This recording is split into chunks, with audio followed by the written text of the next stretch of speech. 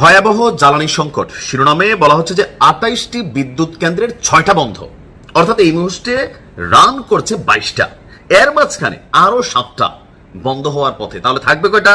অঙ্ক করে কমেন্টে লেখেন দেখি, বাঙালি অঙ্কে কতটা ফাঁকা, টাকার হিসাবে অনেকটা ফাঁকা। ২০০ মেগাওয়াট লোডশেডিং পিডিবি দেখাচ্ছে শূন্য, ইউরিয়া কারখানা বন্ধ প্রায় ৫ মাস, অর্থাৎ সব মিলিয়ে এই মুহূর্তে সরকারকে অনেক বড় একটা চাপ পোহাতে হচ্ছে। দর্শক, এই মুহূর্তে ভয়াবহ জ্বালানি সংকটে পড়েছে বৃহত্তর চট্টগ্রামে আমরাও কিন্তু চট্টগ্রাম রেজিমে আছি, যারা কুমিল্লাতে আছি। এই অঞ্চলের ২৮টি বিদ্যুৎ কেন্দ্রের মধ্যে ৬টিতে উৎপাদন বন্ধ হয়ে গেছে এবং ৭টি বন্ধ হওয়ার পথে। এসব বিদ্যুৎ কেন্দ্রের বিদ্যুৎ উৎপাদন ৩ ভাগের ১ ভাগে নেমে এসেছে। বাকি ১৩টি বিদ্যুৎ কেন্দ্র উৎপাদনে থাকলেও চট্টগ্রামে লোডশেডিং চরম মাত্রায় পৌঁছেছে। তাপমাত্রা বাড়ার সাথে সাথে সারা দেশে আপনার একটানা যে নিরবিচ্ছিন্ন বিদ্যুৎ, এটা কিন্তু থাকছে না। সরকার নানান পলিসি নিচ্ছে, কিন্তু আসলে এটা এখন ব্যাকআপ করা যাচ্ছে না। মার্কেটগুলোর ব্যাপারে নতুন সিদ্ধান্ত দিয়েছে, শপিং মলগুলোর ব্যাপারে নতুন সিদ্ধান্ত দিয়েছে, কিন্তু এভাবে কিন্তু সমাধান হবে না। সমাধানটা দীর্ঘমেয়াদী, যদিও এটা হুট করে সম্ভব না। ভিডিও শেষে বলবো আসলে কেন সম্ভব না। একদিকে গ্যাসের সংকট, আরেকদিকে বিদ্যুতের সংকট। আমরা যদি দেখি যে গ্যাস সংকটের কারণে বিগত 5 মাস বন্ধ রয়েছে চিটাগাং ইউরিয়া ফার্টিলাইজার লিমিটেড। এই সার কারখানাটি চালু রাখতে দৈনিক প্রায় ৪৫ MCFD গ্যাস আপনার প্রয়োজন, কিন্তু প্রয়োজনীয় গ্যাস না পাওয়ায় আপনার উৎপাদন ব্যাহত হচ্ছে।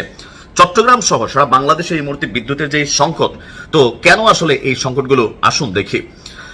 পল্লী বিদ্যুতের আন্ডারে আমরা যারা আছি তারা তো মারা খাইতে খাইতে খবর নাই। অনেকে আছে যে মোস্তাম ভাইয়ের বউর মতন বিদ্যুৎ বিলের জন্য আসলে বা ওই যে রিডিং নিতে আসলে তাদেরকে ধরে ধোলাই টোলাই দিচ্ছেন, কিন্তু লাভ হবে না। আপনার বুঝতে হবে সমস্যাটা কোথায়। একটা সরকার যখন ক্ষমতা থেকে সরে যায়, নতুন একটা সরকার আসে, ওই সরকারের, যেহেতু আমরা বাংলাদেশ তৃতীয় বিশ্বের দরিদ্র দেশ, মুখে মুখে আমরা সিঙ্গাপুর বলি, স্বপ্ন দেখায়, বাট রিয়েলিটি হচ্ছে বাংলাদেশ খুবই দরিদ্র একটা দেশ। তো আমাদের নিজস্ব কোনো ক্যাপাবিলিটি নাই, ক্যাপাসিটি নাই। আপনি ধরেন তেল নিয়ে আমি বেশ কয়েকটা ভিডিও করছি যে 1972 আমলের মানধাত্তা একটা তেল, এই যে আমাদের যে কি বলে যে ক্রুড অয়েল পরিশোধনের যে সিস্টেম, আধুনিকতার কোনো ছোঁয়া নাই, যার কারণে রাশিয়া সস্তায় তেল বিক্রি করলেও আবার আমরা ভারত থেকে ঘুরে কিনতে হয়। এটা আওয়ামী লীগ বলেন, বিএনপি বলেন, সব সরকারের সময়। ওয়াই?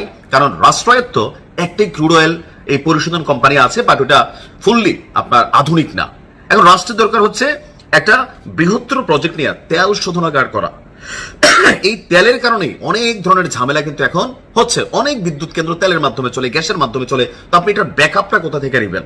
আবার যখন সরকার পরিবর্তন হয়, আগের সরকার যে লোন টোন করে যায়, বা ধরেন এই দেশটা তো আসলে একটা লুটপাটের কারখানা, যেই সরকার থাকে সেই সরকার এসে পুরান সরকারের লুটপাটের গল্প ইতিহাস কিন্তু সামনে নিয়ে আসে।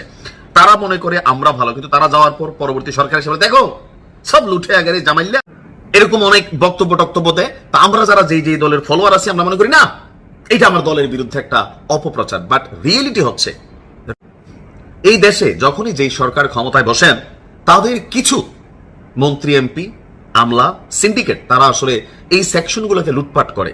এখন যখন তারা ক্ষমতায় থাকে, ধরেন ঋণের পর ঋণ হইতে থাকে, লোনের পর লোন হইতে থাকে। আমরা সাধারণ বাঙালি তো বুঝি না, আমরা মনে করি তেলের দাম 2 টাকা কমাইতে হবে, গ্যাসের দাম 2 টাকা কমাইতে হবে, সিলিন্ডারের দাম 2 টাকা কমাইতে হবে, বিদ্যুৎ 2 টাকা কমাইতে হবে। কিন্তু তলে তলে পিডিবি থেকে লোন আনলাম কত, ওয়ার্ল্ড ব্যাংক থেকে লোন আনলাম কত, বিশ্ব ব্যাংক থেকে আমরা কি নিচ্ছি, তারপর হচ্ছে চীন থেকে কি নিচ্ছি, তলে তলে এগুলো কিন্তু সাধারণ মানুষের জানার সুযোগ নেই। রাষ্ট্র টু রাষ্ট্র একটা তলে তলে কিন্তু খেলা চলে।